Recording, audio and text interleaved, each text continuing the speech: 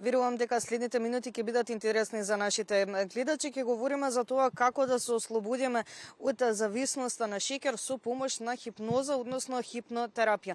Верувам дека овој термин не е познат за многумина од нашите гледачи, но се разбира дека ќе објасниме и подетално за каква терапија поточно станува збор, односно што значи терминот хипноза. Да и посакаме добро утро на мојата денешна гостинка Елена Сталеска.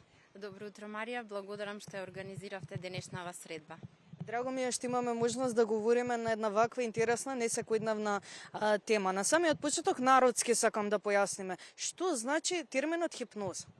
Хипноза е природна и пријатна техника со која што може да се постигне слабење без диета на природен начин, без внатрешна борба, која што често се појавува кога се држат класични диети, а меѓу другото може да се работи и на ослободување од зависност од шеќер. Кажете ми подетално како изгледа таа терапија, бидејќи се лечат, мислам, се ослободуваме преку таа терапија и од други зависности, не само од шеќер. Како изгледа самото тоа ослободување, една сесија како изгледа?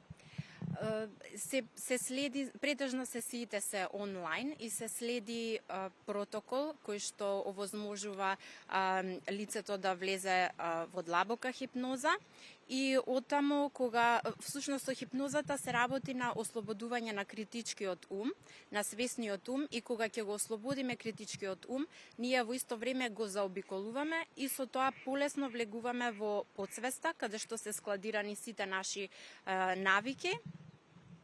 И со тоа полесно комуницираме со подсвеста и подсвеста е отворена за да прими позитивни сугестии.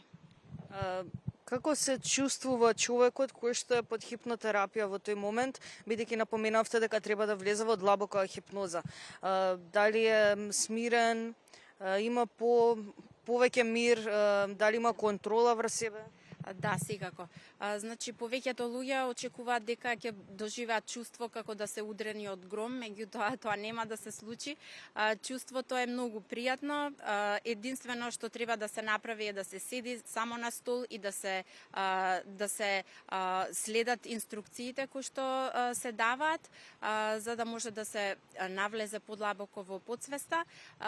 Не може, значи, никој да ве контролира, не може да заглавите во хипноза, не може да ви се изгуби умот, не може да ви се издадат некои тајни или лозинки или некои пинови. Целата процедура е многу пријатна, телото се опушта, значи мускулите се опуштени, ритамот на срцето се забавува, дишењето се забавува и чувството е исто како кога мечтаете или како кога сте занесени во читање на некоја книга или кога гледате филм. Напоменавме дека ќе говориме подетално за зависноста од шеќер. Верувам дека навистина има поголем број на луѓе во денешно време кои што имаат ова зависност. Што вие ќе ми кажете од ваше искуство, дали ги има во голем број и колку сесии се потребни пак на луѓето кои што се зависни од шеќер? Така, значи, за жал се повеќе и повеќе луѓе се зависни од шеќер.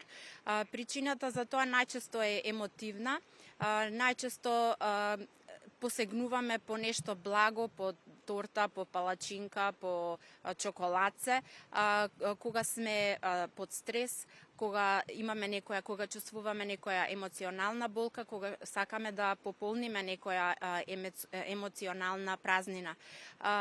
И добрата вест е што со хипнозата, со користење на специјален хипнотички јазик, ние ги бришеме старите програми во нашата подсвест и инсталираме нови кои што ќе ни бидат корисни од сега па натаму. Дали кај секој успева хипнотерапијата? Хипнотерапијата, значи, има некои медицински состојби со кои што не се препорачува да се работи хипноза. Меѓутоа, со останатите луѓе се зависи од тоа колку човекот е спремен за соработка. Значи, хипнозата е соработка и исто така секоја хипноза е само хипноза. Значи, јас само им помагам на луѓето да влезат во подсвеста каде што инсталираме позитивни промени. Како да знаеме дека сме зависни од шеќер и дека ни е потребна хипнотерапија? Јас мислам дека Доволно е само малку да размислиме на нашите навики за јадење во текот на денот и да видиме дали можеме да се контролираме кога имаме на пример парче торта во фрижидерот, дали може да се контролираме, да речеме денеска ќе изедам половина, ќе оставам другата половина за утре. И многу луѓе често пријавуваат дека дури буквално си ја гледаат раката како посегнува по благо. Значи треба самите прво да дојдеме до тој заклучок, да видиме дали и колку конзумираме благо и колку можеме да се контролираме. Доколку не можеме, значи хипнозата е една природна техника која што многу лесно може да го